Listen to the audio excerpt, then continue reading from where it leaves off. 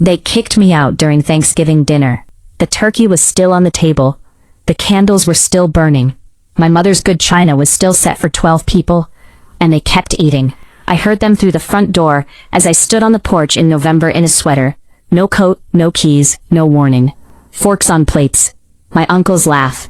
My sister asking someone to pass the cranberry sauce, like I had never been there at all. I stood on that porch for 4 minutes, and in those 4 minutes, I made a decision that changed everything. Not just for me, for all of them.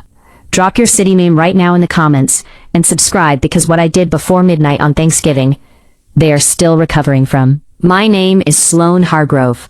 I am 28 years old, and I live in Denver, Colorado, in a one-bedroom apartment that I chose entirely for myself. The first home I have ever had that belonged completely to me. I want to tell you about my family. Not to make them sound like villains, though what they did on Thanksgiving will speak for itself, but because you need to understand the architecture of what we were before that night. My parents, Franklin and Margaret Hargrove, built their lives around the idea of the Hargrove family as a unit. Sunday dinners, holidays together, the specific kind of family identity that functions more like a brand than a bond. We were the Hargroves. We did things a certain way. We presented a certain face to the world. My father ran a successful commercial real estate business that my grandfather had started. My mother managed the social calendar of their lives with the precision of a military operation. Thanksgiving at our house was not a meal, it was a production. The good china, the centerpiece ordered from a florist, 12 people minimum, a seating chart. I am the middle child. My older brother Garrett, 32, works in my father's business, has always been the golden child, in the specific way of firstborn sons in families like ours, to a man my parents adore. And me, Sloan. The one who left the family business track to become a graphic designer. The one who moved to Denver, instead of staying in Phoenix, where the family was. The one who had been in a relationship for 3 years with a woman named Adrian, which my parents had never directly addressed, and never directly accepted, and handled the way they handled everything uncomfortable, by pretending it was not there. I had spent 28 years trying to belong to a family that had decided who I was allowed to be. Thanksgiving was the night I stopped trying. I drove from Denver to Phoenix the Wednesday before Thanksgiving. 6 hours. I had made that drive 14 times since moving to Denver 3 years ago. The particular guilt of the child who left. Adrian had offered to come with me. I had said no, not because I was ashamed of her, but because my parents' particular brand of pretending required that I pretend too. And I was tired of asking her to participate in that. That was its own kind of problem that I had not yet solved. I arrived Wednesday evening. My mother had assigned me the pull-out sofa in the study. Garrett and his wife had the guest room. Piper and her fiancé had the other guest room. Standard Hargrove hierarchy. Thanksgiving morning was fine. I helped my mother in the kitchen. I set the table, the good china, the florist's centerpiece, the seating chart she had written on small ivory cards in her perfect handwriting. I noticed my card was at the far end of the table, Garrett at my father's right, Piper's fiancé at my mother's right, the hierarchy made visible in place settings. I sat where I was told. 12 people, turkey, my mother's sweet potato casserole, my aunt's green bean dish that she brought every year and that nobody particularly liked, but everyone complimented. Everything normal. Until the meal was almost over. And my father tapped his glass. My father stood up at the head of the table. He did this every Thanksgiving. A speech, gratitude, family, the Hargrove legacy. I had heard variations of this speech my entire life. This one was different. He talked about the business, about growth, about the next generation carrying what my grandfather had built. And then he announced that he was formally bringing Garrett into partnership. Equal ownership, effective January 1st. The table erupted in congratulations. My mother was crying. Garrett stood up and hugged my father. I clapped. I had known this was coming, or something like it. Garrett had been groomed for this his entire life. What I had not known was what came next. My father sat back down. He looked at me, and he said in front of all 12 people, over the good china and the florist's centerpiece, "Sloan, your grandmother left a portion of her estate to be distributed at my discretion. I have decided to allocate your share to the business instead. Given that you have chosen a path outside the family, it makes more sense for it to stay where it belongs." Silence. Complete silence. "My grandmother left that to me," I said. "She left it to the family," my father said. "I am the executor. The decision is mine." "How much?" I said. He named a number. $80,000. I looked at my father, then at my mother, who was looking at her plate, then at Garrett, who had the decency to look uncomfortable, then at Piper, who was looking at her fiancé. 12 people at the table. Not one of them said a word. I would like to see the will, I said. My father's expression changed. This is not the time. You just made it the time, I said, in front of everyone. So I am asking, in front of everyone, to see the document. Sloane, my mother's voice. Warning. I want to see the will, I said again. My father stood up.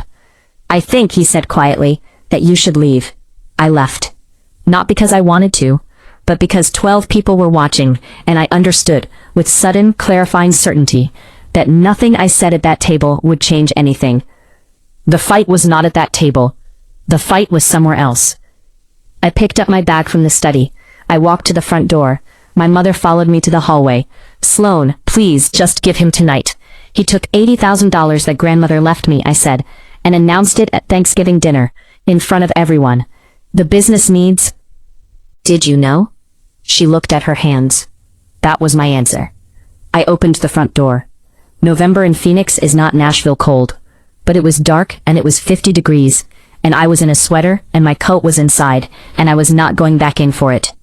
I stood on the porch. Through the door I heard them resume. Forks on plates. My uncle's laugh. Cranberry sauce being passed. 4 minutes. I counted. Then I got in my car, and I called the one person I should have called years ago. Stay right here. Because the call I made from that driveway was the beginning of something my father never saw coming. Subscribe if you have not, and keep watching. I called my grandmother's attorney. His name was Victor Aldridge. I had his number because my grandmother, Eleanor Hargrove, the sharpest woman I have ever known, had given it to me herself 2 years before she died. She said, "Keep this, just in case." I had never asked what she meant by just in case. Sitting in my parents' driveway on Thanksgiving night, I understood. Victor answered on the third ring. I explained what my father had announced at dinner. Victor was quiet for a moment. Then he said, "Sloane, your grandmother's will is very specific. Your share was left directly to you, not to the family, not to the estate, not at your father's discretion, directly to you. Your father does not have the legal authority to redirect it." I sat in that car for a very long time. "What does that mean?" I said. "It means," Victor said, "that if he has already moved those funds, or intends to, that is not a family disagreement. That is fraud." "Yes." A longer silence. "What do you want?" he said. "What is mine?" I said. "What grandmother left me, every dollar, transferred to my account, by the end of next week." "Sloane, the business, is not my problem," I said. "It was never my problem. You made sure of that." The longest silence of the entire conversation. "And if I do," he said, "what happens then?" "Then Victor closes the review," I said, "and we go back to being whatever we are to each other." "And if you don't get it?" "Then Victor doesn't close anything," I said. The money was transferred within 5 days.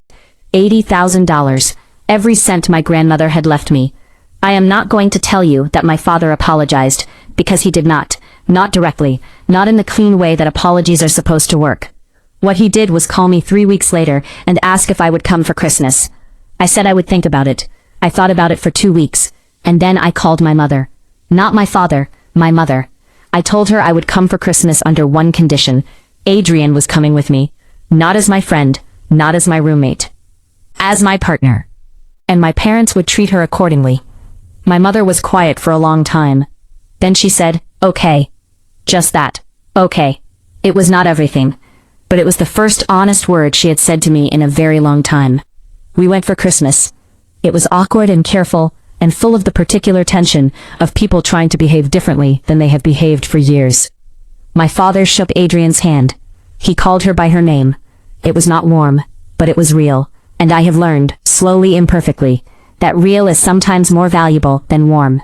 My grandmother left me $80,000. She also left me Victor Aldridge's phone number. She also left me in that plain envelope with the quiet note, the knowledge that she had seen who my father was, and had made sure I was protected anyway. She could not change him, but she could prepare me. I think about her a lot. I think about what it means to love someone clearly, to see them fully, flaws and all, and still find a way to take care of the people they might hurt. She took care of me from beyond a will. That is the kind of love that does not ask for anything back. I am in my Denver apartment now. Adrian is in the kitchen making coffee. She moved in 4 months ago, after Christmas, after I finally stopped asking her to be invisible. The money from my grandmother is in a savings account. I have not spent it yet. I am waiting until I know exactly what I want to build with it. Something that is entirely mine. Something my grandmother would have approved of. The coffee is ready. Adrian is calling my name. And I think, for the first time in a very long time, I am exactly where I am supposed to be.